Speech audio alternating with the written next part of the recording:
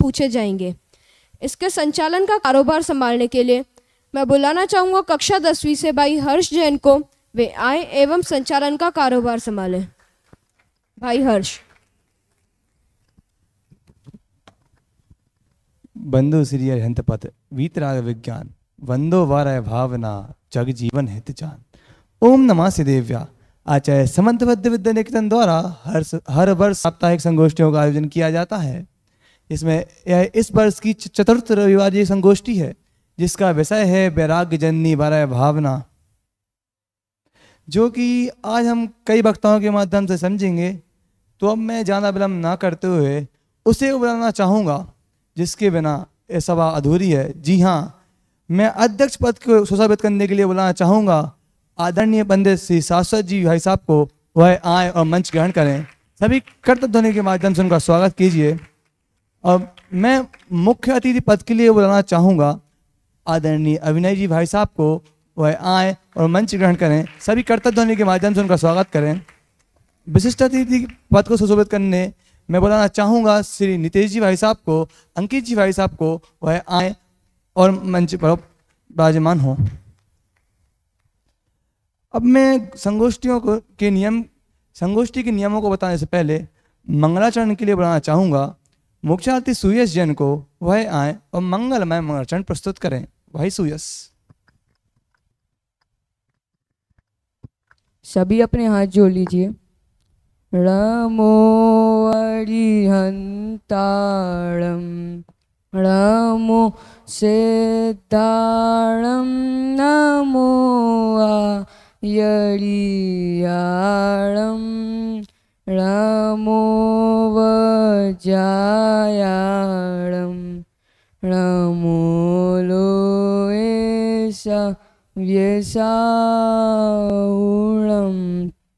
तिहुवर्णतिलयं देवं वन्दितं तिहुवर्णितं परिपूज्यं भोक्षम् अणुपेहाओ व्यव्यजडं जर्णियो जजनी।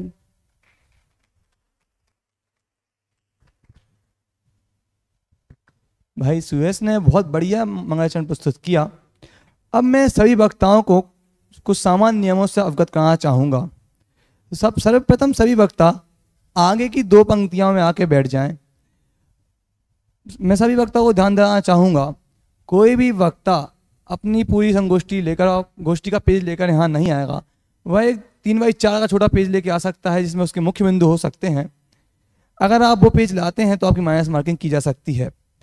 सभी वक्ता कोशिश करें कि वो अपने विषय पीपीटी के माध्यम से समझाएं।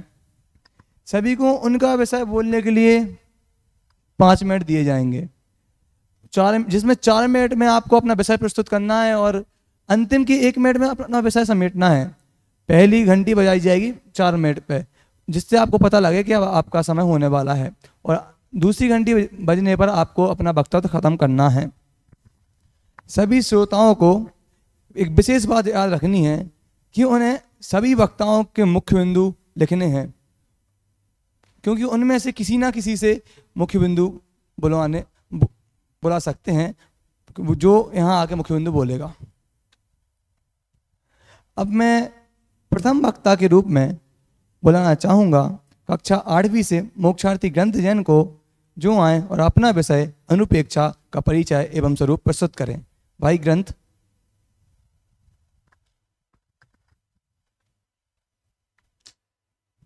ओम नमः सिद्धेभ्यः।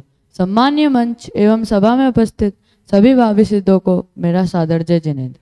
तो जैसा कि आपको विदित है कि आज की इस प्रवर्तमान गोष्ठी का विषय है वैराग्य जननी 12 भावना, जिसमें मेरा केंद्र बिंदु है 12 भावना का स्वरूप एवं परिचय। जो महान भावलिंगी मुनिराजों को संसार और भोगों से वैराग्य उत्पन्न कराने वाली है। आज हम ऐसी 12 भावना को समझेंगे। सबसे पहले तो अनुप्रेक्षा होता क्या है? भेद ज्ञान पूर्वक संसार, शरीर और भोगादि का बारंबार अनुसरण विचार करके उनके प्रति उदासीन भाव उत्पन्न करना ही अनुप्रेक्षा है। यदि हम अब अनुप्रेक्षा होती कितने प्रकार की है? अनुप्रेक्षा 12 प्रकार की होती है। वह कुछ इस प्रकार है: अनित्य भावना, अशरण भावना, संसार भावना, एकत्व भावना, अन्यत्व भावना, अशुचि भावना, आश्रव भावना, संवर भावना, निर्जरा भावना, लोक भावना, बोधि दुर्लभ भावना और धर्म भावना। उमा स्वामी गद्यपिच्छ आचार्य उमा स्वामी अपने ग्रंथ तत्वार सूत्र के 90वें अध्याय में लिखते हैं: अनित्य शरण, संसार, एकत्वाशु चाश्रव, संवर, निर्जरा, मोक्ष, लोक, बोधि दुर्लभ, धर्म, स्वाख्यात तत्वानुचिंतन, अनुप्रेक्षा। अर्थात अनित्य भावना, अशरण भावना आदि भावनाओं का बारंबार चिंतन अनुसरण करना ही अनुप्रेक्षा है। इन भावनाओं में से शुरुआत की 6 भावना वैराग्य परक है, अर्थात वह अपने हमें वैराग्य उत्पन्न कराने वाली है, और अंतिम 6 भावना तत्व परक है, वह हमें तत्व में रुचि उत्पन्न कराने के लिए है। फिर इसके बाद अनुप्रेक्षा की विशेषताएं क्या है? अनुप्रेक्षा आते हुए कर्मों को रोकती है, अर्थात संवर करती है, और जो कर्म हमसे बंध चुके हैं उन्हें खिराती है, अर्थात निर्जरा कराती है। फिर अनुप्रेक्षा भानी क्यों चाहिए? तो यह शरीर, अनुप्रेक्षा का भाने से लाभ क्या है और यह क्यों भानी चाहिए? तो यह शरीर और आत्मा में भेद ज्ञान कराती है, अर्थात भेद विज्ञान कराती है। फिर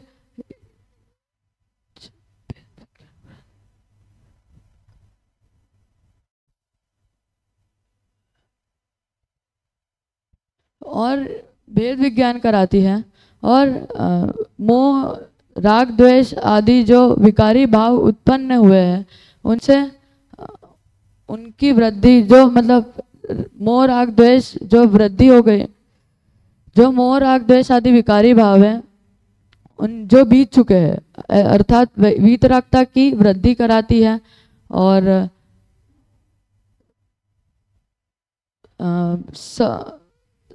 आपत्तियों में धैर्य और विपत्तियों में साम्य भाव उत्पन्न करती है। और इनको पाने से मनुष्य संसार और भोगों से निर्विघ्न होकर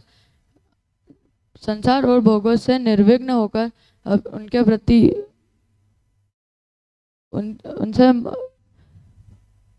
निर्विघ्न होकर अपना मनुष्य जन्म सफल कर सकता है। इसी प्रकार हम 12 अनुप्रेक्षा का चिंतन करें और हमारा मनुष्य जन्म सफल करें। इसी मंगल भावना से मैं अपनी वाणी को विराम देता हूँ। बेटा, ग्रंथ 12 भावनाओं के और कौन कौन से नाम मिलते हैं बता सकते हो? 12 अनुप्रेक्षा और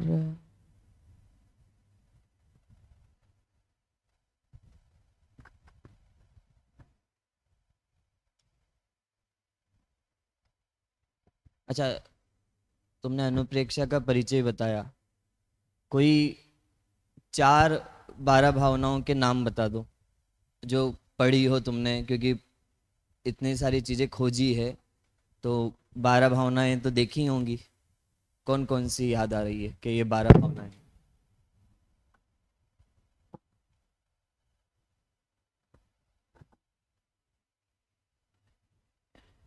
एक राजा राणा छत्रपति, एक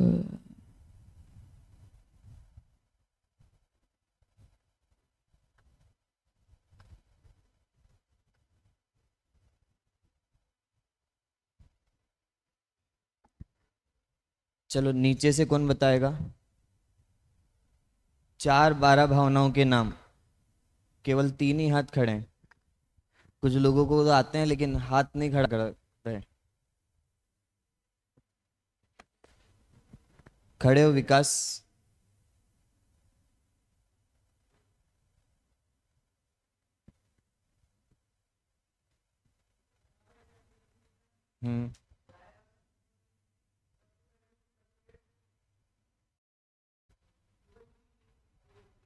ठीक है, चलिए बैठिए।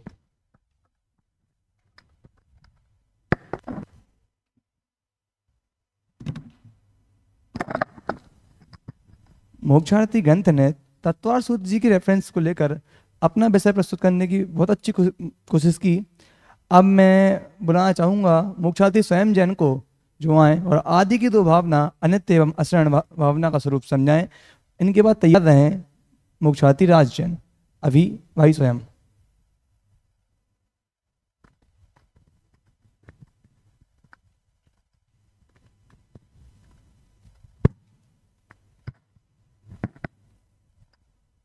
झूठे जग के सपने सारे, झूठी मन की सब आशाएं, तन जीवन यौवन अस्थिर है, क्षण भंगुर पल में मुरझाए। अरे झूठे जग के सपने सारे, झूठी मन की सब आशाएं, तन जीवन यौवन अस्थिर है, क्षण भंगुर पल में मुरझाए। ओम नमः सिद्धिभ्य। जैसा कि आदरणीय मंच एवं सभा में उपस्थित मेरे सभी बड़े भाइयों को मेरा सादर जय जिनेंद्र। जैसा कि आपको विदित है कि आज की वर्तमान गोष्ठी का विषय है अनित्य 12 भावना, जिसमें से मेरा मुख्य बिंदु है अनित्य एवं आश्रण भावना का स्वरूप।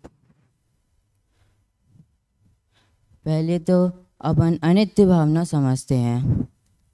जिन संयोगों में हम राग करते हैं, यानी जिन संयोगों में हम अपन तत्व और मम तत्व रखकर उन्हें स्थायी रखना चाहते हैं, वे सभी अनित्य हैं। और जिन संयोगों में हम राग आदि करते हैं, वे सभी की सभी क्षणभंगुर है। संक्षेप में जो अनित्य भावना का स्वभाव है वह हमें यह सिखाता है कि हमें कभी भी अस्थायित्व की तलाश में नहीं रहना चाहिए। भोग, पर्याय, संयोग ये सभी अनित्य हैं। और आइए अपन कुछ और संक्षेप में समझने की कोशिश करते हैं। देखिए, जो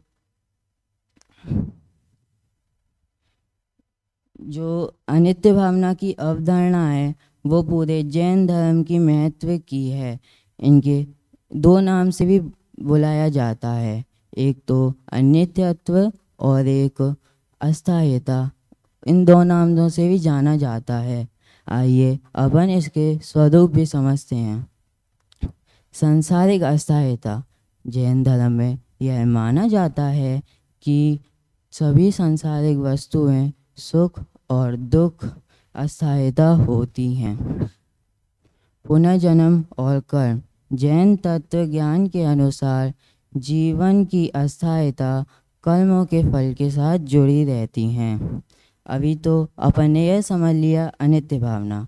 अब आइए अपन आश्रण भावना समझते हैं। मृत्यु से बचने के लिए, आकुलता व्याकुलता से बचकर सुखी होने के लिए संयोग है। क्या आपको पता है कि क्या क्या आश्रण भावना के रूप हैं? एक तो परिजन, स्थान, शक्ति, धन, दल, दवाइयाँ, तंत्र, मंत्र, कल्पवृक्ष, ये सभी के सभी आश्रण रूप हैं। क्योंकि जीव स्वयं आश्रण रूप है, अर्थात असहस, उसे किसी की सहायता मिल नहीं सकती है और ना ही उसे किसी की सहायता की ज़रूरत है। क्योंकि जीव यह मानता है कि मेरे पास तो सब साधन उपलब्ध है, मुझे कौन मार सकता है। तो जीवन भर वह उसी साधनों के पीछे जुटा रहता है। कुछ भी हो, मरते से कोई नहीं बचा सकता। और मैं आखिरी में यह कहना चाहता हूँ कि वास्तव में आश्रण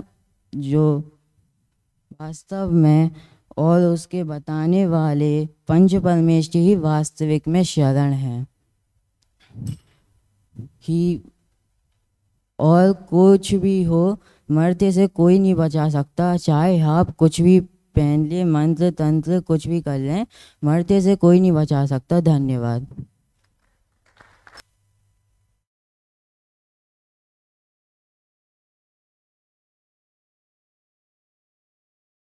मोक्षार्थी स्वयं ने अपना विषय प्रस्तुत करने का बहुत अच्छा प्रयास किया। उन्होंने बताया कि इस संसार में कोई ना नित्य है और ऐसा कोई नहीं है जिसके हम शरण ले सकते हैं। तो अब मैं बुलाना चाहूँगा मोक्षार्थी राज जैन को, जिनका विषय है संसार और एकत्व भावना का स्वरूप। इनके अगले क्रम में तैयार रहें मोक्षार्थी यश जैन दरभंगा। अभी मोक्षार्थी राज। Hello hello. संसार महादुख सागर में प्रभु सुखमय दुख आभासों में, मुझको न मिला सुख क्षण भर भी कंचन कामिनी प्रसादों में। ओम नमः सिद्धम। आदरणीय मंच एवं अध्यात्म गंगा में स्नान करने वाले सभी भावी सिद्धों को मेरा सादर जय जिनेंद्र। आज की इस प्रवाहमान वैराग्य जननी गोष्ठी में मेरा केंद्र बिंदु है संसार एवं एकत्व भावना का सामान्य स्वरूप। तो सर्वप्रथम हम देखते हैं संसार अर्थात क्या। तो यह जीव देशों के समूह को, समुद्र आदि के समूह को संसार लोक यह मानता है, परंतु यह संसार नहीं है। तो वास्तविक संसार क्या है? संसार में ती संसारहा, अर्थात जो संसरण रूप है, जो बार बार रिपीट होती है, जैसे हम मरते हैं जन्म लेते हैं, जो इस रूप है वही वास्तविक संसार है। डॉक्टर हुक्मचंद जी भारेल जी लिखते हैं, दुखमय निरर्थक मलिन जो संपूर्णतः निस्तार है, जगजालमय गतिचार में संसरण ही संसार है। अर्थात जो दुखमय है, निरर्थक है, सार्थक है ही नहीं, अत्यंत मलिन है, निस्तार है, अर्थात जो जिसका कुछ सार है ही नहीं। ये चार गतियां जाल के समान हैं और जो संसरण रूप है वही संसार है। अब हम देखते हैं संसार परिभ्रमण का कारण। तो पंडित टोडरमल जी मोक्षमार्ग प्रकाशक के 3 अध्याय में लिखते हैं, मिथ्यात्व, संयम, कषाय, पाप आदि के कारण यह जीव इस संसार में परिभ्रमण करता है। अब हम अन्य 12 भावनाओं के आधार से इस संसार की असारता को समझेंगे। तो सर्वप्रथम कविवर भूधर दास जी लिखते हैं, दाम बिना निर्धन दुखी, तृष्णा वश धनवान, कहूँ न सुख संसार में, सब जग देखियो छान। अर्थात धन के बिना निर्धन व्यक्ति दुखी है तथा धन कमाने के लिए तृष्णावश धनी व्यक्ति दुखी है। मैंने एक इंद्रिय से लेकर 5 इंद्रिय तक की प्रत्येक पर्याय में जन्म लेकर देख लिया, परंतु सुख मुझे किंचित मात्र भी कहीं भी प्राप्त नहीं हुआ। पंडित दौलत राम जी लिखते हैं 6 ढाल की 5वीं ढाल में, चहु गति दुख जीव भरे हैं, परिवर्तन पंच करे हैं, सब विधि संसार असारा, या मैं सुख ना ही लगारा। अर्थात यह जीव चारों गतियों में दुख भोगता है, चौगति दुख जीव भरे हैं, 5 प्रकार के परिवर्तन करता है और इस संसार में सारभूत वस्तु कोई भी नहीं है। यह संसार सार रहित है तथा सुख किंचित मात्र भी नहीं है। पंडित जयचंद जी छावड़ा जी लिखते हैं, पर द्रव्यंते प्रीति जो है संसार अबोध, ताको फल गति चार में भ्रमण करो शुद्ध शोध।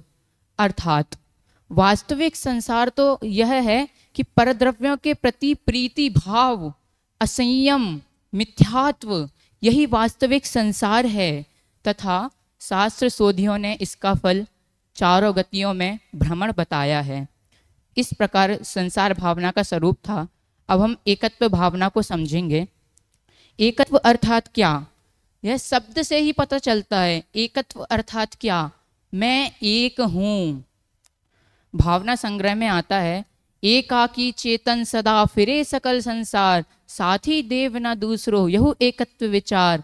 अर्थात यह जीव समस्त संसार में परिभ्रमण करता हुआ हर एक परिस्थिति में अकेला ही है, अन्य कोई दूसरा साथ देने वाला नहीं है। कविवर भूधर दास जी लिखते हैं, आप अकेला अवतरे मरे अकेला कोय, यूं कहूँ इस जीव को साथी सगाना कोय। अर्थात जन्म और मरण में अकेलापन बनाकर मात्र जन्म और मरण में अकेलापन नहीं बताया। मतलब जन्म, जब हमारा जन्म होता है तब, और जब हमारा मरण होता है तब बस अकेलापन नहीं बताया। जन्म से लेकर मरण तक की प्रत्येक स्थिति में, हर एक स्थिति में यह जीव अकेला ही है, अन्य कोई साथ नहीं देता।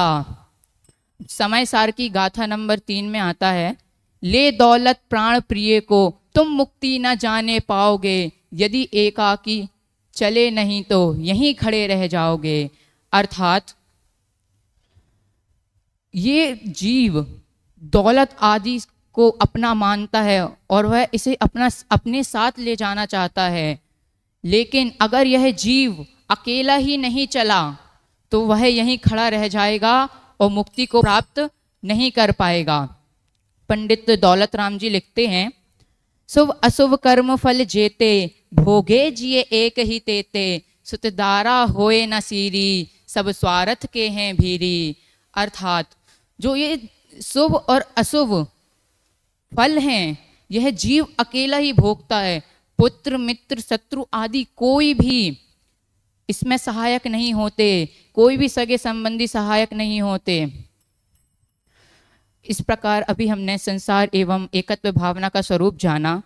हम भी संसार के दुख तथा मैं एक हूँ, अकेला हूँ, अन्य कोई मेरा नहीं है, ऐसा स्मरण करें। इसी मंगल भावना से मैं अपनी वाणी को विराम देता हूँ। ओम नमः सिद्धेभ्य। अच्छा राज, थोड़ा पीपीटी पीछे करना वापस। एक समय सार की गाथा 3 लिखी हुई थी, कहाँ से ली भाई, वो कहाँ की गाथा है, क्या है? पीपीटी पीछे करना भाई साहब। वो डॉक्टर हुकुमचंद जी भाले द्वारा जो लिखा गया 12 भावना एक अनुशीलन है, उसमें यह दी गई थी। बेटा तुमने नीचे से फुटनोट में से लिखा होगा, और वो समय सार की गाथा नहीं है, ठीक है? फिर से पीछे करना, एक बार दिखे तो सही। पढ़ो क्या था। ले दौलत प्राण प्रिय को तुम मुक्ति न जाने पाओगे, यदि एकाकी चल पड़े नहीं तो यहीं खड़े रह जाओगे। हाँ, एक गाथा नहीं है समय सार की, ठीक है? 6 डाला में भी नहीं है। ये दौलत राम जी का शायद कोई भजन होगा, उसकी लाइन है ये, ठीक है? तो इसको थोड़ा करेक्शन सही करना भैया, ठीक है?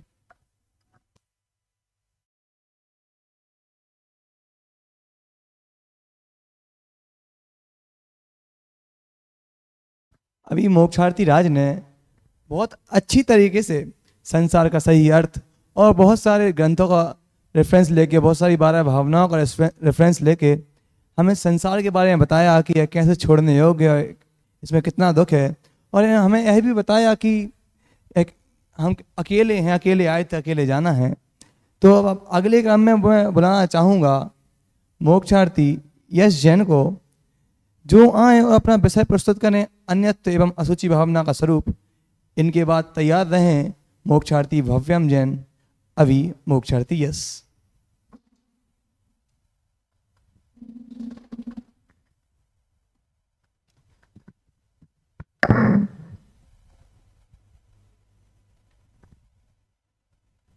संयोग क्षण भंगुर सभी पर आत्मा ध्रुवधाम है, पर्याय लय द्रव्य परंतु द्रव्य शाश्वत धाम है।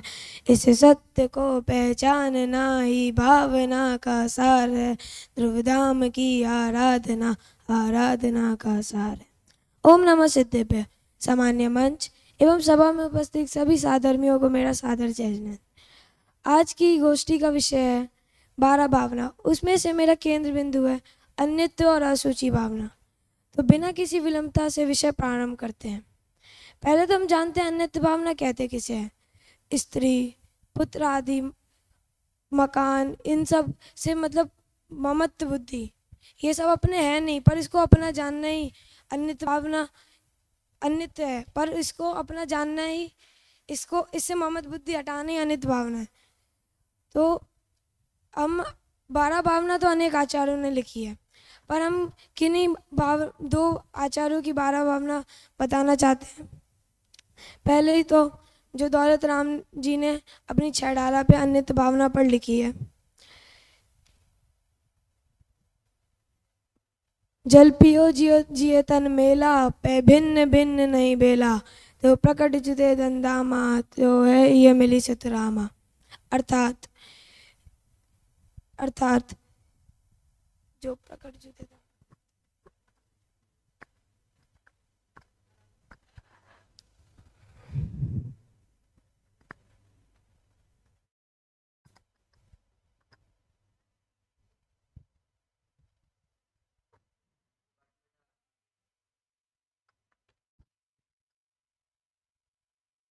अर्थात जीव और शरीर पानी और दूध के समान मिले हुए हैं, दोनों ही पृथक पृथक है, कोई दोनों भी एक रूप नहीं है, जो भी हैं दोनों अलग है, पर ये जीव दोनों सबको एक मानता है दोनों को।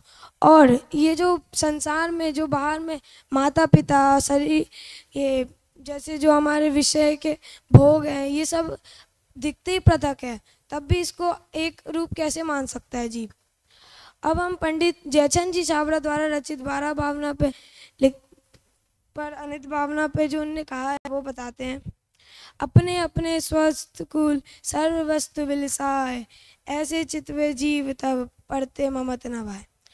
अर्थात प्रत्येक पदार्थ अपने अपने सत्ता में ही विकसाता है, कोई भी किसी का करता हरता नहीं है।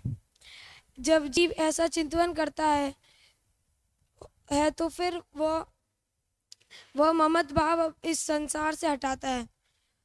अब हम 6वीं भावना अशुचि भावना पर कहते हैं कि देह संबंधित उत्तरागात्मक विकल्प रंगों के समन के लिए ज्ञानी जनों द्वारा किया जाने वाला देह संबंधित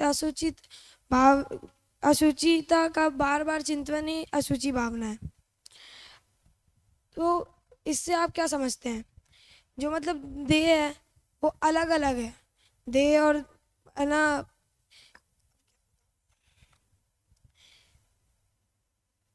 अब हम 6वीं भावना के बारे में तो समझिए। अब उसके जो दौलत राम जी ने अशुचि भावना पर लिखी है वो हम समझते हैं। पल रुधिर राग मल थैली की कस वसादी ते वैली, नव द्वार बहे गिनकारी असी दे करे के मियारी। अर्थात जो मांस रक्त पीप खून आदि की जो थैली है और ये हड्डी से मैली है, और जो गिन बहाने वाली 9 द्वार बहते हैं उससे, वो कैसे हमारे है ना हमें वो हम उनसे कैसे मोह कर सकते हैं, हम उससे कैसे राग कर सकते हैं। अब हम पंडित जयचंद जी छाबड़ा द्वारा रचित 12 भावना में अशुचि भावना पर लिखते हैं।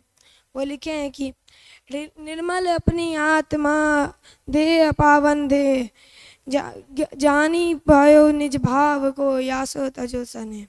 अर्थात ये अपनी आत्मा तो निर्मल है, पर ये जो शरीर है वो महा अपवित्र है।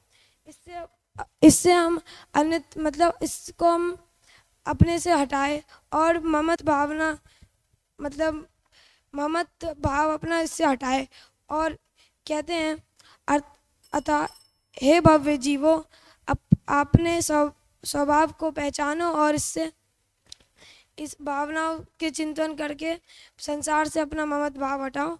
इसी भावना से मैं अपनी वाणी को विराम देता हूँ। चलो यस, एक भावना ली थी तुमने, अपने अपने सत्व को सर्व वस्तु विलसाए। ये भावना के रचयिता कौन है? जयचंद जी छाबड़ा। अच्छा, इसमें एक शब्द आया विलसाए, उसका क्या अर्थ है? अपने से जितनी भी वस्तु है सबको दूर करे। नहीं बेटा, हाँ नीचे से एक भावना भी सामने आई थी, अपने अपने सत्व को सर्व वस्तु विलसाए। विलसाए शब्द का क्या अर्थ है? सबने पढ़ी है भावना?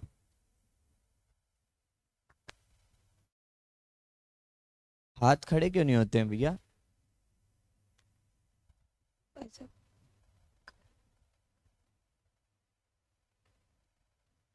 बोलो कोटा विहान के पास है। निवास करके कि विकास करके? निवास। और कोई? हाँ विहान।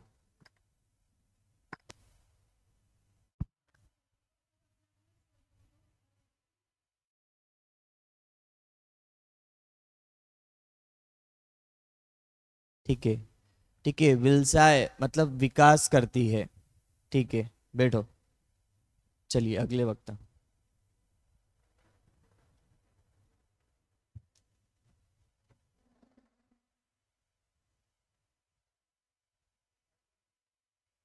अभी मोक्षार्थी यश ने हमें बताया कि परवस्तु में अपना मानना ये ठीक बात नहीं है, अनर्थ है, ये वस्तु अनर्थ है। और इनने यह बताया कि हमारी देह कितनी अशुद्ध है, वह छोड़ने योग्य कैसे है, हम उससे राग कैसे कर सकते हैं। तो अब मैं पहले सभी वक्ताओं को कहना चाहूँगा, प्रयास यही कर रहे हैं, वह प्रयास यही करें कि अपना पर्चा देखकर ना बोलें। अब आए मोक्षार्थी भव्यम जैन, जिनका विषय है आश्रव एवं संवर भावना का स्वरूप। इनके बाद तैयार रहें मोक्षार्थी अतिशय। अभी मोक्षार्थी भव्यम।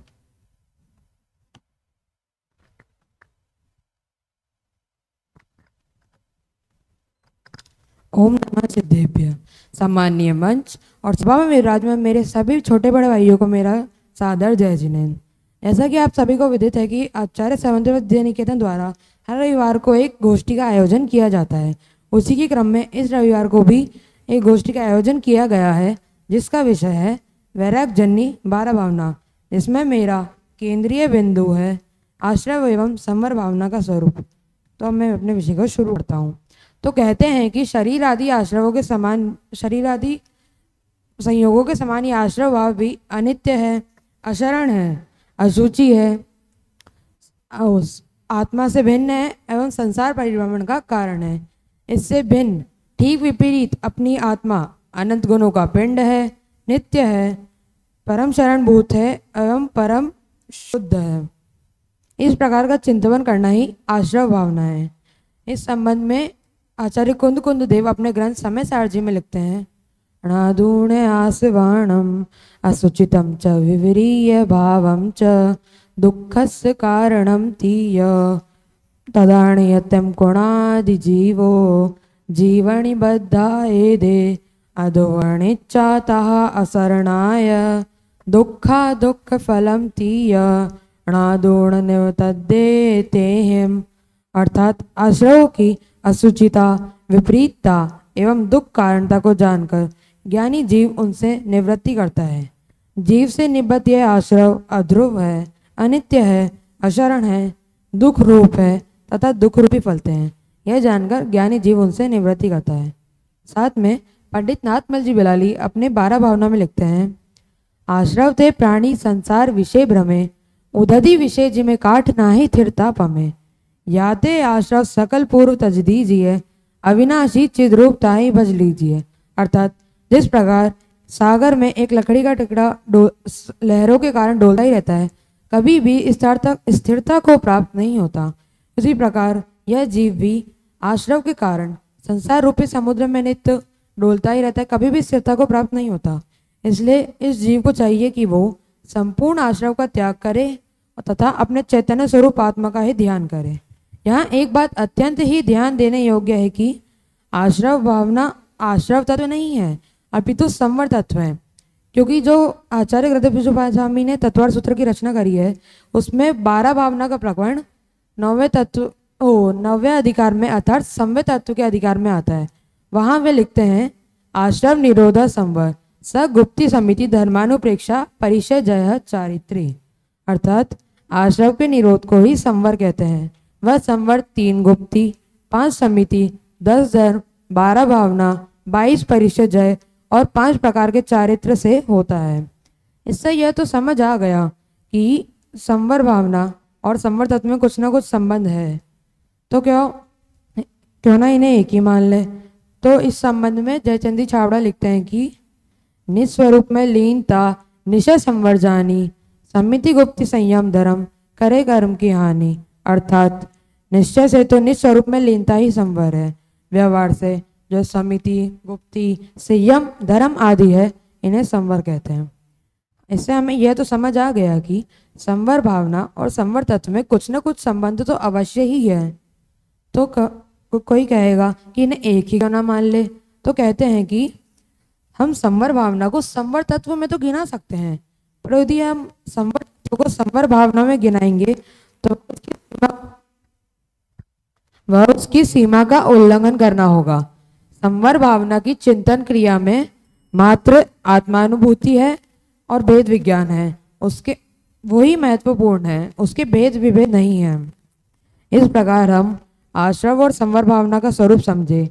आश्रव पूर्वक संवर पूर्वक निर्जरा करके मोक्ष लक्ष्मी का वर्ण करे। इसे मंगल भावना से मैं अपनी वाणी को विराम दे।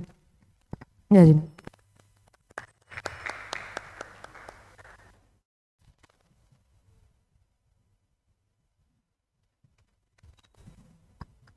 अभी भव्यम ने बहुत ही अच्छी तरह से हमें आश्रव भावना का स्वरूप समझाया और बताया कि आश्रव में कैसे इस संसार में भटकने में मदद करता है, और यह बताया कि आश्रव को रोकना संवर है और मुख्यतः हमारी आत्मा में लीन होना ही संवर भावना कहलाती है। अब मैं अगले क्रम में बुलाना चाहूँगा मोक्षार्थी अतिशय जिन सतना को, वह आए और अपना विषय निर्जरा एवं लोक भावना का स्वरूप प्रस्तुत करें। इनके बाद तैयार रहें मोक्षार्थी गायक जैन सिंगौड़ी। अभी मोक्षार्थी अतिशय।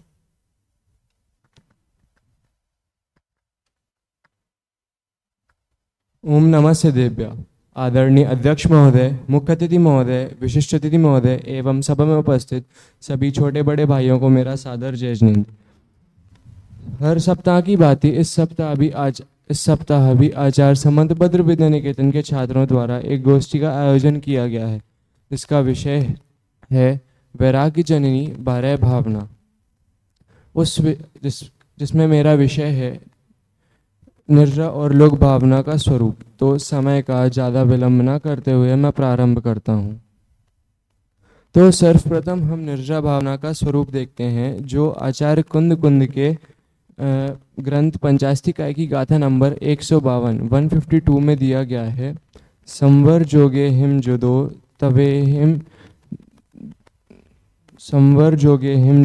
तवे हिम जो चिट्ठट्टे बहु विवेहिम कम्माणम निज्जरणम बहुगाणम कुणदी सोणियदम। अर्थात यह जो शुभ और अशुभ भाव होते हैं यह निरोध रूप संवर होते हैं, और यह जीव जो शुद्धोपयोग रूप से युक्त ये जो तप करता है, ये अनेक प्रकार के तप करके नियम से यह अनेक प्रकार के कर्मों की निर्जरा करता है, उनका नाश करता है। फिर कार्तिकेय स्वामी उनके ग्रंथ कार्तिकेय अनुप्रेक्षा में बताते हैं कि समसोखणीणो वारम वारम सरेय अपाणम इंद्रिय कषाय विजयी तस्य हवे निर्जरणा परमा। अर्थात जो जीव सामभाव सुख में लीन होकर के बार बार अपनी आत्मा का स्मरण करता है, चिंतन करता है, ध्यान करता है, तथा जो जीव इंद्रिय एवं कषायों को जीत लेता है, वह जीव उसके कर्मों की उत्कृष्ट निर्जरा करता है, उत्कृष्टता से नाश करता है अपने कर्मों का, तथा अपनी परमात्मा अनुभूति के बल से कर्मों की निर्जरा करने के लिए दृष्ट, श्रुत एवं अनुभूत भोगों की आकांक्षादि रूप विभाव परिणाम के त्याग रूप संवेग तथा वैराग्य परिणामों के साथ रहता है। यह निर्जरा भावना होती है। फिर दौलत राम जी उनके ग्रंथ 6 डाला की 5वीं ढाल में लिखते हैं कि निजकाल पाए विधि झरना तासो निजकाज न सरना तप करी जो कर्म के पावे सोई शिव सुख दर्शावे। अर्थात अपनी अपनी स्थिति में पूर्ण होकर के जो कर्म खिर जाते हैं, यह तो अज्ञानी के साथ भी होता है। यह कर्मों का खिर जाना शुद्धि का कारण नहीं होता। परंतु सम्यक दर्शन ज्ञान चारित्र द्वारा अर्थात आत्मा के शुद्ध प्रतिपन्न द्वारा जो कर्म खिर जाते हैं वह अविपाक अथवा सकाम निर्जरा कहलाती है। तदनुसार शुद्धि की वृद्धि होते होते जो संपूर्ण कर्म खिर जाते हैं तब जीव शिव सुख की प्राप्ति करता है। तो ये तो बात हो गई थी निर्जरा भावना के संदर्भ में। अब हम बात करते हैं, अब हम जानेंगे लोक भावना के संदर्भ में।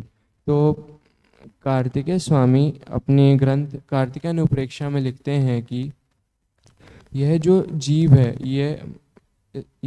यह लोक, इस लोक को ना तो किसी ने बनाया है, ना तो इसे कोई धारण किए हुए है, और ना ही कोई इसका नाश कर सकता है। यह 6 द्रव्यों के समुदाय रूप है अर्थात, और यह जो आत्मा है यह अनादि अनंत है। अनादिकाल से अनादिकाल से ही समता भाव धारण किए बिना ही इस संसार इस लोक में भटक रही है, सो लोक भावना है।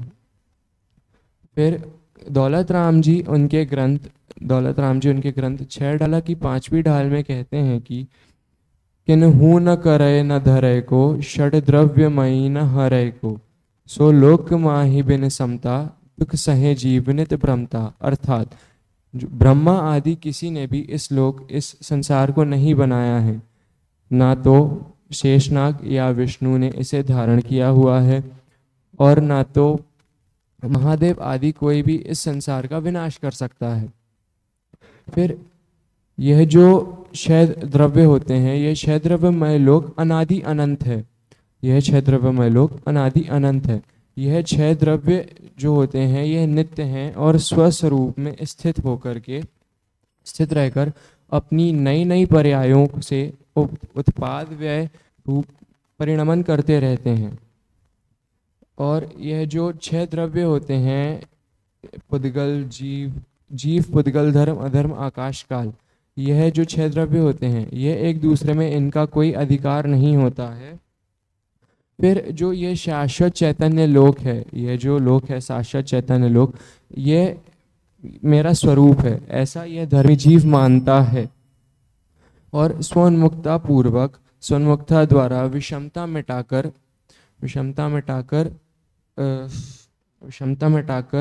साम्य भाव वीतरागता बढ़ाने का अभ्यास करता है। तो अभी हमने निर्जरा और लोक भावना जानी, और अंत में हम सब निर्जरा और लोक भावना का निरंतर चिंतन करें और अपनी आत्मा में स्थिर होकर निश्चित ही मोक्ष पद की प्राप्ति करें। इसी मंगल भावना से मैं अपनी वाणी को विराम देता हूँ। जय जिनेन्द्र।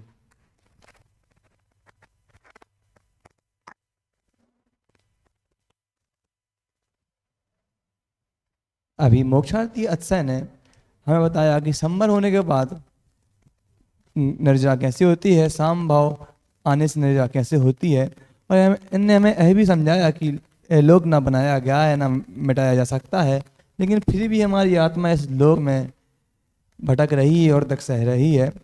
मैं अगले वक्ता को बुलाने से पूर्व बता देना चाहूँगा, कृपया आप सभी समय सीमा का ध्यान रखें, अन्यथा आपकी माइनस मार्किंग हो सकती है।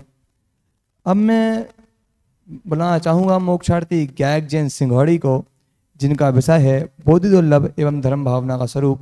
वह आए और अपना वक्तव्य यहाँ रखें।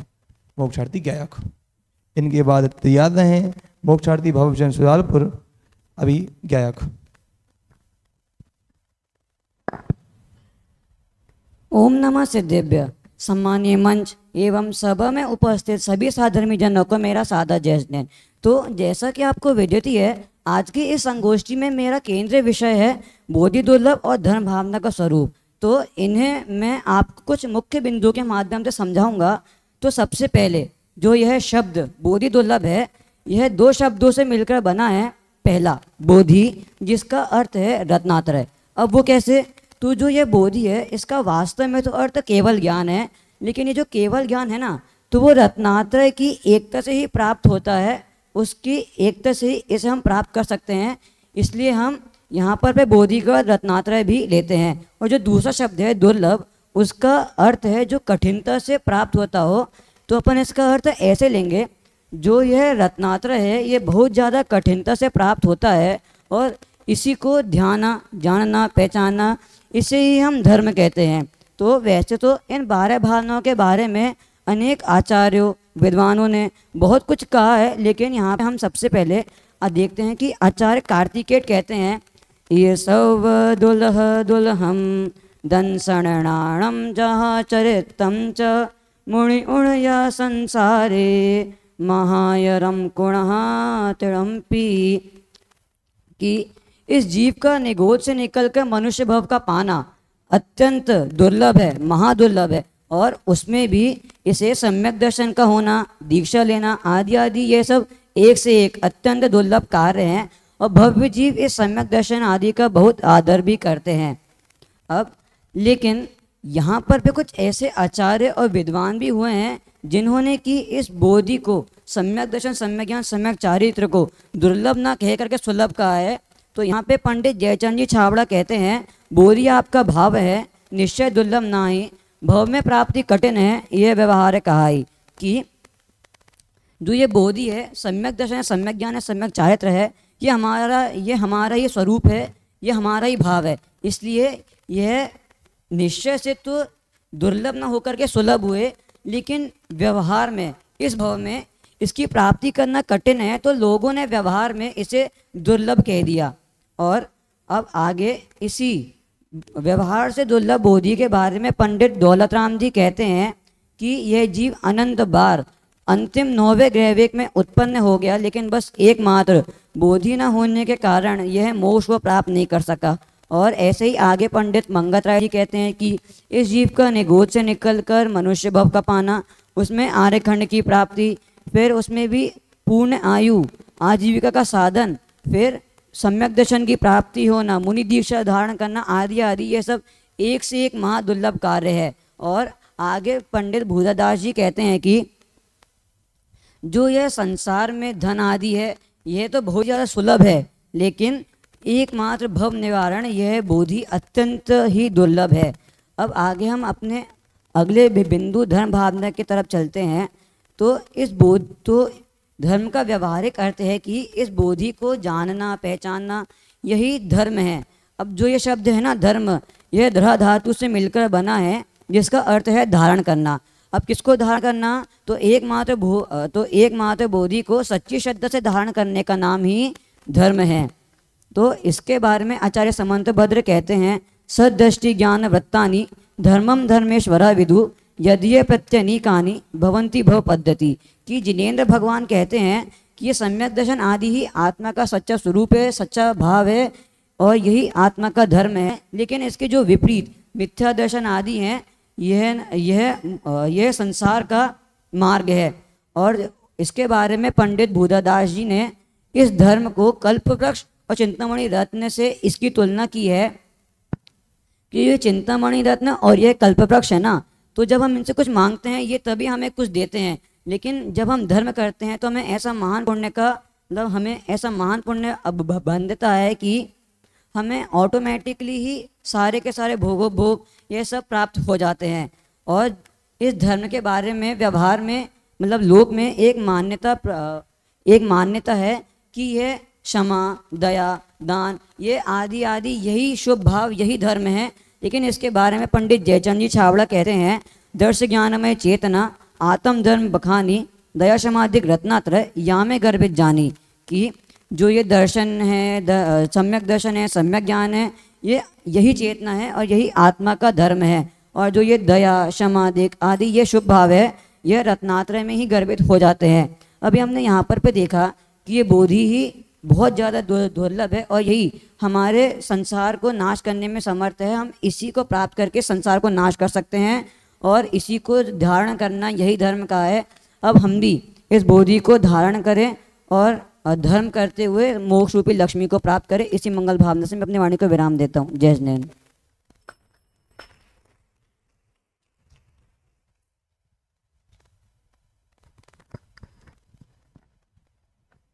अभी मोक्षार्थी गायक ने बताया कि रत्नात्रय कितना कठिन है, उसे पाना कितना कठिन है और मनुष्य पर कितनी महादुर्लभ है।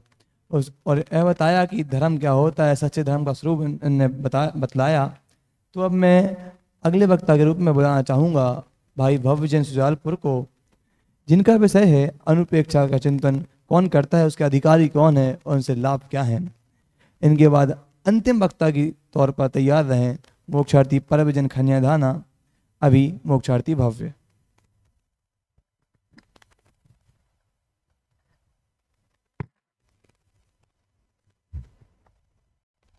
मैं ध्येय हूँ, श्रद्धेय हूँ, मैं ध्येय हूँ, मैं ज्ञान हूँ, बस एक ज्ञायक भाव हूँ, मैं स्वयं भगवान हूँ। इस सत्य को पहचानना ही भावना का सार है, ध्रुव धाम की आराधना आराधना का सार है। वंदित सर्व सिद्धे। यहाँ पर विराजित शोभायमान मंच एवं समस्त श्रोता गणों को मेरा सादर जय जिनेन्द्र। आज की इस वैराग्यमय गोष्ठी वैराग्य जननी 12 भावना, जिसमें मेरा केंद्र प्रतिपादित बिंदु है अनुप्रेक्षाओं का चिंतन, उनके अधिकारी एवं उससे क्या लाभ है। जैसे कि पूर्व वक्ताओं ने 12 भावना का स्वरूप तो स्पष्ट कर ही दिया है, परंतु क्या हमारे चित्त में यह विचार आया, ये प्रश्न उत्पन्न हुआ कि इन 12 भावनाओं का चिंतन हम तो करते नहीं, और जो करते हैं उनका स्वरूप क्या है, यही हम जानने वाले हैं। तो जैसा कि हमने मंगलाचरण में भी देखा कि मैं स्वयं भगवान हूँ, इस सत्य को पहचानना ही भावना का सार है। और इसके अलावा भी आचार्य पूज्यपाद सर्वार्थ सिद्धि ग्रंथ में भी लिखते हैं शरीर आदि नाम स्वभावानुचिंतन अनुप्रेक्षा, यानी शरीर आदि भेद ज्ञान पूर्वक शरीर आदि का बार बार चिंतन करना ही अनुप्रेक्षा है। यद्यपि चिंतन तो वस्तु स्वरूप के निर्णय के लिए किया जाता है, पर 12 भावना के चिंतन से कषाय रूपी अग्नि शांत होती है एवं समता रूपी जल तरंगित होता है। हम इसका पाठ ही करते हैं, परंतु हमें इसका अर्थ भी समझना चाहिए, इसका चिंतन, इसका मनन भी करना चाहिए। कुछ उसी प्रकार का चिंतन भावलिंगी मुनिराज भी करते हैं। इसके लिए 6 डाले की 5वीं डाल में पहला चंद दौलत राम जी के द्वारा लिखा गया, जो कि है मुनि सकल व्रति बड़े भागी, भव भोगन ते वैरागी, वैराग्य उपावन माही, चिंते अनुप्रेक्षा बाई। इसका अर्थ ही हुआ कि 12 भावनाओं के अधिकारी भावलिंगी संत मुनिराज होते हैं। वह मुनिराज अत्यंत पुरुषार्थवान है, वह मुनिराज अत्यंत भाग्यशाली भी हैं, क्योंकि कोई पुरुषार्थवान और भाग्यशाली व्यक्ति इन 12 भावनाओं का चिंतन करने में समर्थ है। और वह मुनिराज इस संसार शरीर भोगों से अत्यंत विरक्त हैं और उसमें अस्थिरता एवं कृत्रिमता का विचार कर उसमें हे एवं उदासीन दृष्टि रखते हैं। और इसके अलावा आचार्य पद्मनंदी पंचमी शती का ग्रंथ में भी लिखते हैं द्वादशापि सदा चिंत्या अनुपेक्षा महात्म भी तद्भावना भव्यत्येव कर्मण क्षय कारणम, यानी महात्मा पुरुषों को निरंतर ही इन 12 भावनाओं का चिंतन करना चाहिए, क्योंकि इसका तात्पर्य यह है कि उनकी भावना ही उनकी कर्मों के निर्जरा का कारण बनती है। अभी हमने देखा कि इन 12 भावनाओं का चिंतन के इन 12 भावनाओं का चिंतन करता कौन है, उनके अधिकारी कौन होते हैं, परंतु उन महान दिगंबर संतों ने इन 12 भावनाओं का चिंतन क्यों किया, उससे उन्हें इससे किस प्रयोजन की सिद्धि हुई, उन्हें क्या लाभ हुआ। इसके लिए अगले ही छंद में पंडित दौलत राम जी लिखते हैं इन चिंतत सम सुख जागे, जिमि ज्वलन पवन के लागे, जब ही जिये आत्म जाने, तब ही जिये शिव सुख ठाने। यानी इन 12 भावनाओं के चिंतन करने से समता रूपी सुख उत्पन्न होता है, और जिस प्रकार वायु के निमित्त से, वायु के होने से अग्नि भभक उठती है, उसी प्रकार आत्मा में इन 12 भावनाओं के चिंतन करने से मोक्ष की प्राप्ति होती है। इसकी अगर मैं व्याख्या करूं तो जिस प्रकार अगर कोई जीव इस प्रकार के वस्तु स्वरूप का निर्णय कर उसका चिंतन करता है, तब उसे समता रूपी सुख उत्पन्न होता है, और वह सुख आत्मा के दृष्टिकोण से है, संसार के परिप्रेक्ष्य से नहीं है। उसका परिप्रेक्ष्य हमारा ज्ञायक स्वभाव आत्मा होता है, और जब जीव इस प्रकार के सुख को उत्पन्न करता है, तब उसे अल्पकाल में ही परमानंदमय मोक्ष सुख की प्राप्ति होती है। अंत में 12 भावनाओं के संदर्भ में मैं मात्र इतना ही कहना चाहूंगा कि भूतकाल में जो भी श्रेष्ठ पुरुष हुए हैं और आने वाले भविष्य काल में जो भी भव्य जीव होंगे, वह इन 12 भावनाओं के चिंतन से ही होंगे। उसके इन 12 भावनाओं के चिंतन के बिना मोक्ष असंभव सा है। तो हम नहीं चाहते कि हम भी मोक्ष सुख की प्राप्ति करें, अवश्य ही चाहते हैं। तो आइए इस अपार उदधि से भव समुद्र, इस अपार उदधि से अनुप्रेक्षा रूप नाव में सवार होकर इन 12 भावनाओं का चिंतन करके इस भव समुद्र से तिर जावे एवं मुक्ति नगर के तट पर जाऊं पहुंचे। यही मंगल भावना है। सादर जय जिनेन्द्र।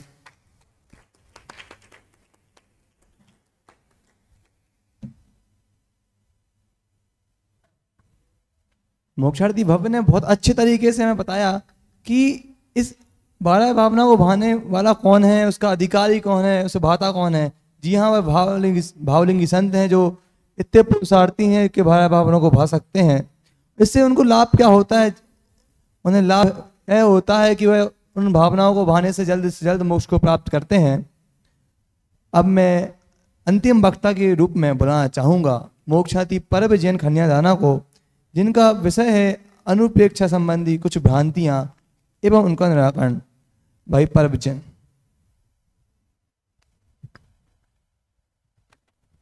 राडम पैस्यम सामान्य वंश एवं सभा में सभी विद्वतगण और भावी सिद्धों को मेरा सादर जय जिनेन्द्र। आज मेरे विषय का केंद्र बिंदु है अनुप्रेक्षा संबंधी भ्रांति एवं उनका निराकरण। चलिए हम जानते हैं भ्रांति एवं उनका निराकरण। भ्रांति मतलब जो मिथ्या हमने अपने मन में बसा ली है या ऐसा मान बैठे हैं कि ये ही मिथ्या, ये ही हमारा करता धरता है। इसी से मैं कहूँ तो कुगुरु कुदेव कुधर्म, एक उनको दूसरी उपमा अपन ये भी दे सकते हैं। तो मेरी पहली भ्रांति है कि हमने भावनाओं के नाम पे रोना धोना चालू कर दिया है, बल्कि उनको रोना धोना नहीं, हमें अपने जीवन में उतारना है। वो कैसे, चलिए समझते हैं। हम भावनाओं पे रोने लगते हैं, अरे सब अशरण हैं, अनित्य है, अरे कुछ क्षण भंगुर नहीं है, अरे मैं एक दिन मरण को प्राप्त हो जाऊंगा, मेरे माता पिता नहीं रहेंगे, मैं इनसे वियोग हो जाऊंगा, मैं इनसे विलय हो जाएगा, मेरे माता पिता, मेरे शत्रुजन, अब मैं इनको छोड़ के चले जाऊंगा, अब सब अशुचि है, अनित्य है, अशरण है, संसार है, एकत्व है। अब इतना ही अनुमोदना करके हम रह जाते हैं, पर बाहर निकलते हैं वही अपना मोह राग देश में उलझ जाते हैं। हमें इसको यहाँ तक सीमित नहीं रखना है, हमें इसको आगे बढ़ाना है, जीवन में उतारना है। जैसे मुनिराज 12 भावना का चिंतन करके मुनि दीक्षा ले लेते हैं। मुनि दीक्षा तभी आती है जब उनको 12 भावना अंदर से उत्पन्न होती है। कहूँ तो उनको सब अरस रूप लगता है, उनको कुछ सारभूत नहीं लगता। अब मेरी द्वितीय भ्रांति है कि जब कोई मरण को प्राप्त होता है तो वह अकेले 12 भावना का प्राप्त करता है, या किसी और का भी कर लेते होंगे, लेकिन मुख्यतः 12 भावना का पाठ करता है। क्यों, क्या कोई ने सोचा? चलिए जानते हैं कि जब किसी का मरण होता है या विलय होता है तो उसका जो पारिवारिक माहौल होता है वह अच्छा नहीं रहता। कहूँ तो वह मोह के अधीन होते हैं। जब मोह ज़्यादा होता है तो मोह के अधीन उन जीवों को 12 भावना का पाठ कराया जाता है, जिनसे उनका मोह कम हो और राग की तीव्रता हो वह घटती जाए, कम हो जाए। हमें इसको यूँ समझें कि जैसे कि हर एक जीव है, उसका किसी एक ना एक दिन उसका विलय होना है, लेकिन विलय होना है तो हम अपने परिवारजन को समझा के जाएं एक दिन मेरा विलय होगा। आप लोग मुझसे ज़्यादा मोह की, जो आपका मोह है वह मेरे लिए अच्छा तो है, लेकिन उस समय आप 12 भावना का पाठ करना, अनुप्रेक्षाओं का पाठ करना। हमें अनंत अनंत अनुप्रेक्षाओं को अनंत अनंत समय तक पाठ करना है। कुछ अकेले पढ़ लिया, जैसे कि कहूँ हर पाठ में अनुप्रेक्षा होती है, लेकिन हमने हर अनुप्रेक्षा को पाठ बना लिया है। जैसे अनित्य भावना, एक पेज पढ़ लिया, मैंने अनित्य भावना पढ़ के आ रहा हूँ। अशरण भावना, मैं 2 पेज पढ़ के आ रहा हूँ। अनित्य, अशरण, संसार, एकत्व, अनित्य, अशुचि, सब पढ़ लिए। मैंने ऊपर से पढ़ा, लेकिन अंदर जाने की कभी कोशिश ही नहीं करी। कहूँ कि अरे मैं अंदर ही नहीं गया, मैं आत्मा में रमा ही नहीं, मैंने अकेले पढ़ लिया। मुझे याद था राजा राणा छत्रपति हाथन की असवार, मरना सबको एक दिन अपनी अपनी बात। बस ये पढ़ के मैं मंदिर में गया, भगवान मैं आपके समक्ष आया हूँ, अरे ये वो फलाना ठिकाना, बातें करके चले जाते हैं। लेकिन हमें इनको ये नहीं, जैसे कि हर एक पूजन लो, पूजन में हर कोई ना कोई बात होगी कि कोई अशरण है, कोई अशुचि है। हर पूजन में, हर पाठ में कुछ ना कुछ वैराग्यजनक होगा, उसको धारण करो। अकेले जो 12 भावना लिखी हैं वही का वही ना पढ़ो, उसको उसको पढ़ो, लेकिन उतना ऐसा कि यही 12 भावना है, इसके अलावा कुछ है ही नहीं, बस यही 12 भावनाएं के नाम पे हम और कुछ सोच ही नहीं सकते। अब तीसरी भ्रांति है कि अनुपेक्षा सिर्फ मोक्ष, जो अनुपेक्षा होती है वो निमित्त होती है, लेकिन कई जीव इसको मोक्ष माने बैठे हैं। कैसे कि मैंने जैसे कि मुनि वैराग आया, मैंने मुनि दीक्षा धारण करी। अब मैं अनुपेक्षा ही को मान लूँ, अगर अनुपेक्षा मैं इन्हीं में मोक्ष मान लूँ कि यही मेरे मोक्ष के साधन हैं। मोक्ष के साधन तो हैं लेकिन इनमें मोक्ष नहीं है। क्यों? अरे अनुपेक्षा तो वैराग्य को बढ़ाती है, आपके अंतर आत्मा को ऐसा जागृत करती है, ये अरस है, संसार बिल्कुल नित्य नहीं है, अनित्य है, मैं इनको छोड़ के चले जाऊंगा, मुझे सिद्ध दिशा में जाना है, मुझे इनमें नहीं रमना, मुझे चार गतियों में नहीं जाना, मुझे भव में नहीं बंधना। हमें भावनाओं को भवनाशिनी बनाना है, भव वर्धनी नहीं। यूँ अरे जब संसार की बात आती है तो हम कहने लगते हैं कि कोई मेरा नहीं है, कोई मेरा नहीं है। फिर जब हम संसार में जाते हैं, अरे ये मुझे इष्ट लग रही है, अरे वो मुझे अनिष्ट लग रही है। हमें इन तक नहीं करना है, हमें कहना है अरे ये सब अनित्य है, ये मेरे साथ जाने वाली नहीं है। जब मोक्ष होगा तो मैं सिर्फ अपने आत्मा को साथ में लेके जाऊंगा, ये कर्म में मेरे साथ आने वाले नहीं हैं। इसी मंगल भावना से मैं अपनी वारी को विराम देता हूँ। जय जिनेंद्र।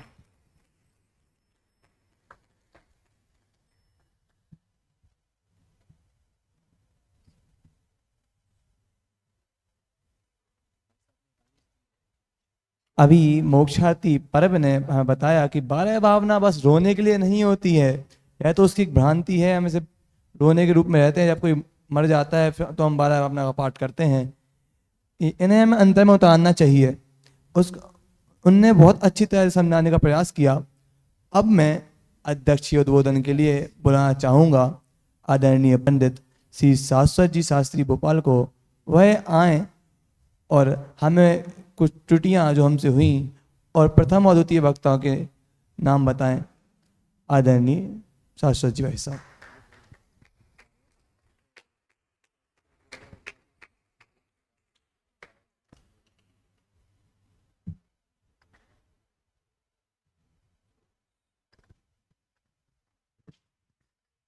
ओम नमः सिद्धिभ्य।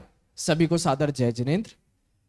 सबसे प्रथम सभी संचालकों गण को बहुत बहुत धन्यवाद जिन्होंने मुझे अध्यक्ष पद पर सुशोभित किया। मैंने कई सारी बातें आप सबके लिए लिखी हैं, वक्ता विशेष के लिए भी सारी बातें लिखी हैं और सामान्य गोष्ठी के संबंध में भी सारी बातें लिखी हैं। विषय के संबंध में भी कुछ आपसे एक दो विचार आपके सामने रखने हैं। समय ज़्यादा नहीं लूँगा, मुश्किल से 5 मिनट में मैं सारी बातें अपने आपके सामने रखूँगा। सबसे पहले विषय की बात करते हैं थोड़ी सी। आज का विषय था 12 भावना का विषय। सबसे पहले तो मुझे बहुत प्रसन्नता है भैया, आप लोग 8वीं 9वीं 10वीं में आकर ये विषयों की चर्चा कर रहे हो। हमने तो 11वीं 12वीं में ऐसे ऐसे विषयों की चर्चा की थी, तो बहुत प्रसन्नता होती है आप लोगों को देखकर। इतनी छोटी छोटी सी उम्र से आप ये सारी बातें करते हो, अच्छा लगता है। 12 भावना जो विषय है, इसके संबंध में सिर्फ 2 विचार आपके सामने रखता हूं। देखिए, सबसे पहला ही वक्ता था हमारा ग्रंथ, उसने भी ये वाली बात कही थी कि भैया 12 भावना के 2 भेद होते हैं। कहाँ गया ग्रंथ, कहाँ है? हाँ भैया, 12 भावना के 2 भेद होते हैं। वैराग्य परक होती हैं पहले की 6 भावनाएं, और फिर तत्व परक होती हैं बाकी की 6 भावनाएं। लेकिन मेरा सिर्फ प्रश्न इतना सा है, क्या 12 भावनाओं को भेदों में बांटा जा सकता है? प्रश्न है सिर्फ, आप सब इसको ऊपर विचार करें। क्यों? इसका कारण है क्योंकि दौलत राम जी 5वीं ढाल में क्या कह रहे हैं? सारी ही भावनाएं वैराग्य को पैदा करने वाली होती हैं। समझ में आया आपको? तो फिर भैया भेद क्यों किया है? तो विषय की दृष्टि से मात्र भेद है। आप यदि ऐसे विचार करो कि आज मैं वैराग्य परक भावनाओं का ही चिंतन करूंगा, मतलब 6 का चिंतन करूं, आज मैं बची कुची 6 का चिंतन करूंगा, तो ऐसा नहीं है, क्योंकि वहां पर 12 की 12 भावनाएं वैराग्य देने वाली हैं। पहला विचार। दूसरा विचार आप सबके सामने सिर्फ इतना सा है, एक वक्ता ने जो बोला था मैं बताता हूं। संवर भावना का प्रकरण किसका था? संवर भावना का विषय भव्यम का था। नहीं, भव्यम का था क्या? हाँ, भव्यम का था। भव्यम कहाँ है भैया? यहाँ है।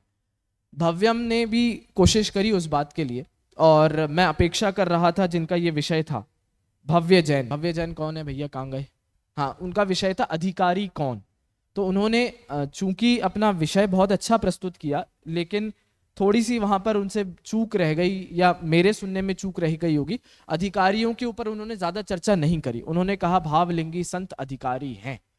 लेकिन फिर से मैं आपके सामने ये विचार रखता हूं, ये 12 भावनाएं किस प्रकरण के अंतर्गत आती हैं? तत्वार्थ सूत्र के 9वें अध्याय के दूसरे नंबर के सूत्र के अंतर्गत है। गुप्ती, समिति, धर्म, अनुप्रेक्षा, परिचय, जय, चार, ये सब संवर के कारण हैं। आपको याद होगा हमने पहले दिन जब चर्चा करी थी धर्म के 10 लक्षण का अधिकारी कौन है? भैया मुनिराज तो हैं ही, नियम से हैं, श्रावक भी अधिकारी हैं। ऐसे ही संवर की शुरुआत प्रथम गुण स्थान से है। जब आप सम्यक दर्शन के सन्मुख हो रहे हो, जब करण आदि लब्धियां हो रही, वहां से संवर की शुरुआत है। तो ये सारा प्रकरण हम और आप सबके लिए भी उतना ही वैल्यूएबल है जितना मुनिराजों के लिए है। बाकी बहुत अच्छा प्रस्तुतिकरण था। ये 2 विषय के संबंध में मेरे आपके समक्ष विचार थे। कुछ सामान्य बातें हैं जो आदरणीय भाई साहब भी आप सबको प्रतिदिन बताते रहते होंगे। मेरा भी विकल्प था, मैं आपको एक बार बता दूं। पीपीटी का उपयोग आप बहुत अच्छा करते हैं, सभी बच्चे बिल्कुल करना चाहिए। इसमें सिर्फ 2 बातों का ध्यान रखना चाहिए। पहली बात, पीपीटीज में पूरा पोथन्ना नहीं रखना चाहिए। ये पीपीटीज होती है ना, आपको पता है पीपीटीज क्या होती हैं? ये अट्रैक्टिव बनाने के लिए, विषय की जल्दी अंडरस्टैंडिंग के लिए होती है सारी पीपीटीज।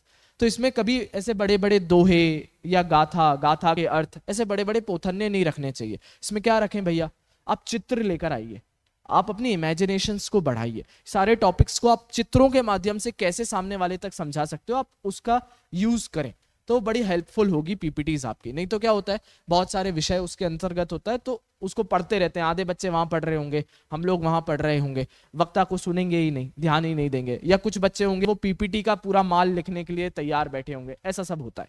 तो इसीलिए आप चित्रों के माध्यम से जितना शॉर्ट में हो सके आप उतने शॉर्ट में अट्रैक्टिव तरीके से उसको समझाएं। दूसरी बात मुझे जो बतानी थी आपको, पीपीटीज में अशुद्धि बहुत है। बहुत आप लोग अशुद्धियां करते हैं।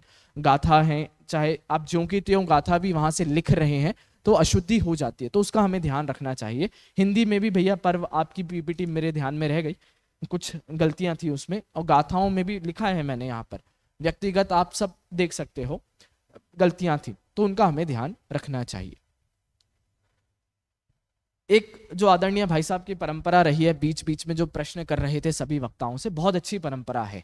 इससे क्या होता है, इससे वक्ता की अंडरस्टैंडिंग समझ में आती है, उसको विषय के प्रति अपनी कितनी पकड़ है। वो बहुत अच्छी परंपरा है, ये चलनी चाहिए। एक अंतिम बात है बस, पहले तो मंगलाचरण करता 8वीं कक्षा के थे, तो मंगलाचरण करता से बस इतना अनुरोध है भैया, गाथा ही तो याद करनी है, 2 लाइनों की, आप अच्छे से याद करिए उसको, शुद्ध उसका पाठ करें और साथ में अर्थ भी बता दें। हम में से किसी को गाथा का अर्थ नहीं आता है, आप तो ये समझ के चलिए। कहाँ गया मंगलाचरण करता, ठीक है, किसी को अर्थ नहीं आता है, आपको उसका अर्थ स्पष्ट करना है। अंतिम जो बात थी यहाँ पर, जो एक गलती भी हो गई थी कि वक्ता ने गाथा 3 के नाम पर एक दूसरा उदाहरण दे दिया था। ये आपकी जीवन भर इस भूल को सुधार करने का एकमात्र उपाय है। यदि आप कोई सेकेंडरी लिटरेचर पढ़ रहे हो, सेकेंडरी लिटरेचर माने क्या, जैसे आपने दादा का 12 भावना एक अनुशीलन, इसका आधार लिया है, तो दादा ने बहुत सारे कोट्स दिए हैं उसके अंदर, आपने पढ़े होंगे सारे वक्ताओं ने उसको। अब बहुत सारे जो कोट्स दिए हैं वो सब सेकेंडरी लिटरेचर है, मतलब किसी लेखक ने दूसरे किसी लेखक का उठाकर कोट किया है। तो हमें ध्यान क्या रखना है, आप हमेशा प्राइमरी लिटरेचर पर जाइए, हमेशा प्राइमरी सोर्स पर जाइए। दादा ने यहाँ पर गाथा 3 का उदाहरण मैंने देखा भी बाद में मोबाइल पर, मुझे ऐसा दिखा नहीं, लेकिन जिस भी वक्ता का था वो ध्यान रखे। अब कोई फुटनोट में कोई गाथा दे रखी है तो आप वहां से फुटनोट मत लीजिए, आप मूल ग्रंथ पर जाइए, वहां देखिए क्या वास्तव में वहां पर वो मेंशन है कि नहीं है तो आप मूल ग्रंथ से लीजिए। बाकी आपकी गोष्ठी बहुत सुंदर रही, बहुत आनंद आया और बहुत प्रसन्नता हुई। जय जिनेंद्र।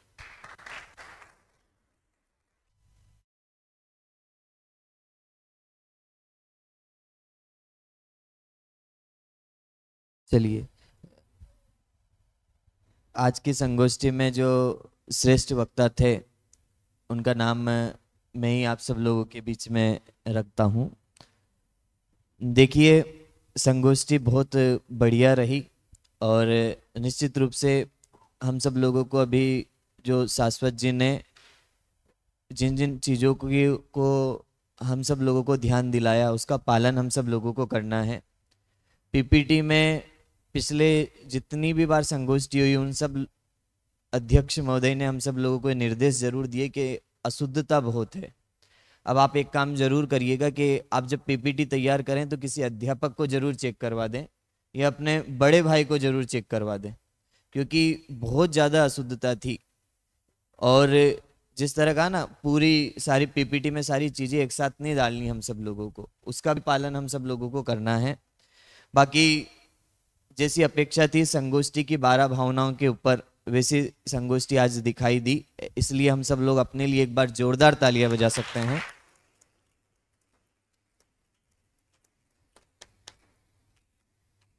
देखिए आज सभी वक्ता बहुत अच्छा बोले और सबने मेहनत की और अधिकांश सभी वक्ताओं का आत्मविश्वास भी मुझे बहुत अच्छा दिखाई दे रहा था। विषय वस्तु भी अधिकांश सभी वक्ताओं की ठीक थी। जो वक्ताओं का आत्मविश्वास कमजोर था इसका मतलब उनको विषय याद नहीं था और वो ये सोच रहे थे कि हम तो देख के बोल लेंगे। लेकिन आज थोड़ा सा संयोजक महोदय ने ये काम किया कि भैया उन्होंने पर्चियाँ ले जाने की मना कर दी, तो ये भी अच्छी कोशिश थी। तो कुछ वक्ता डगमगाए जरूर, लेकिन अगली संगोष्ठी से बिल्कुल आप ध्यान रखें कि किसी भी तरह की न तो कोई पेज न पर्ची आपको नहीं लेके जानी है।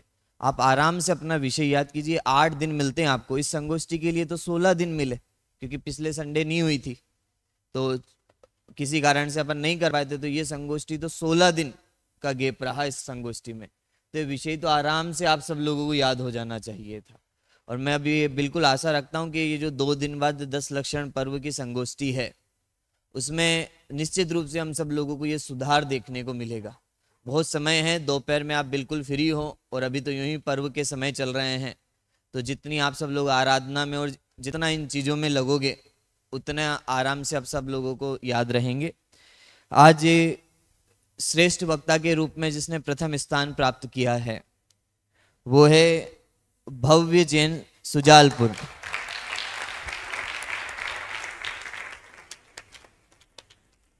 अच्छा, पता है भव्य का नंबर क्यों लगा?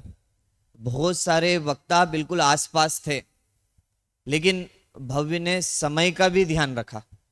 आज हम सब लोगों ने वक्ताओं के समय भी नोट किए, कौन वक्ता कितनी देर बोला और कितनी देर में उसने अपना विषय पूरा किया और लास्ट के 1 मिनट में उसने उस विषय को समेटा। ये कार्य भव्य ने बहुत अच्छा किया आज, इसलिए आज के प्रथम वक्ता के रूप में भव्य जैन सुजालपुर और द्वितीय वक्ता के रूप में गायक जैन सिंगोड़ी। आज गायक की एक चीज बहुत अच्छी लगी, आत्मविश्वास, क्योंकि विषय तो हमेशा वो बहुत अच्छा तैयार करता है लेकिन कहीं डगमगा जाता है तो अपने आत्मविश्वास से। लेकिन आज मुझे दिखाई दिया कि वो बहुत अच्छा बोला और आत्मविश्वास भी बहुत अच्छा था। और भी बहुत वक्ता अच्छे वक्ता बोले, जैसे राज ने अपना विषय बहुत अच्छा प्रस्तुत किया लेकिन थोड़ा सा समय ज़्यादा लिया। पर्व ने अपना विषय बहुत अच्छा से प्रस्तुत किया, लेकिन पर्व को जिस तरह से और विषय वस्तु जो थी उसमें और अच्छे से तैयारी कर सकते थे। बाकी जितना था, क्योंकि पर्व ने इस पर खुद का चिंतन बहुत था, क्योंकि ये ग्रंथ में से नहीं, उसने खुद ने इधर उधर सब अध्यापकों से पूछा। मैंने देखा कई दिनों से कभी इस अध्यापक के पास जा रहा है, कभी उस अध्यापक के पास जा रहा है, तो पर्व की मेहनत बहुत थी। लेकिन फिर भी हम सब लोग कोई प्रथम और द्वितीय आने के लिए नहीं करते, हम सब लोग तो ये इसलिए करते हैं कि इससे हम सब लोगों को और अध्ययन करने का मौका मिला। निश्चित रूप से आज की ये संगोष्ठी से नीचे जितने भी श्रोता सुने बैठे हुए उन सब लोगों ने भी बहुत लाभ लिया और जिनके विषय थे उनने तो बहुत अच्छी कोशिश की ही की। इसलिए पुनः एक बार जोरदार तालियां।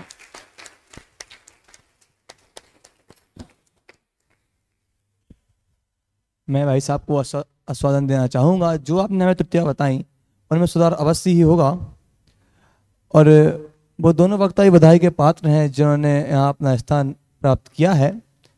अब मैं अंततः आभार प्रदर्शन के लिए बुलाना चाहूँगा मोक्षार्थी सेवांश जैन को, वह आए और आभार प्रदर्शन करें। मोक्षार्थी सेवांश। नाणम पयास्यम। अभी यह गोष्ठी बहुत सुचारू रूप से हुई, तो सर्वप्रथम तो मैं इस सभा को सुशोभित करने वाले अध्यक्ष महोदय का आभार व्यक्त करना चाहूँगा। सभी करताल ध्वनि से उनका स्वागत करें। उसके बाद मुख्य अतिथि पद पर विराजमान आदरणीय नितेश जी भाई साहब एवं विशिष्ट अतिथि, समस्त विशिष्ट अतिथियों का आभार व्यक्त करना चाहूँगा। उसके बाद जितने भी संयोजक जिनने इस गोष्ठी को रूप दिया, उसको सुचारू रूप से चलाया, सबके विषय जांचे, ऐसे संयोजकों एवं संचालक को भी मैं आभार प्रदर्शित करना चाहूँगा। उसके बाद इस गोष्ठी में सहायक माइक एवं इस गोष्ठी को लाइव प्रसारण करने वाले ऐसे आईटी विभाग एवं माइक व्यवस्था को मैं आभार व्यक्त करना चाहूँगा। और उसके बाद जिनके कारण यह गोष्ठी संभव हो पाई, ऐसे सभी वक्ता जिनने अपना विषय बहुत अच्छे से प्रस्तुत किया, ऐसे उन वक्ताओं का आभार प्रदर्शित करना चाहूँगा। एवं यदि श्रोता नहीं होते तो वक्ता अपना सुनाते तो वो कौन सुनता, तो ऐसे सभी श्रोताओं का भी मैं आभार व्यक्त करना चाहूँगा। अब अध्यक्ष महोदय की आज्ञा से यह सभा यहीं समाप्त कर।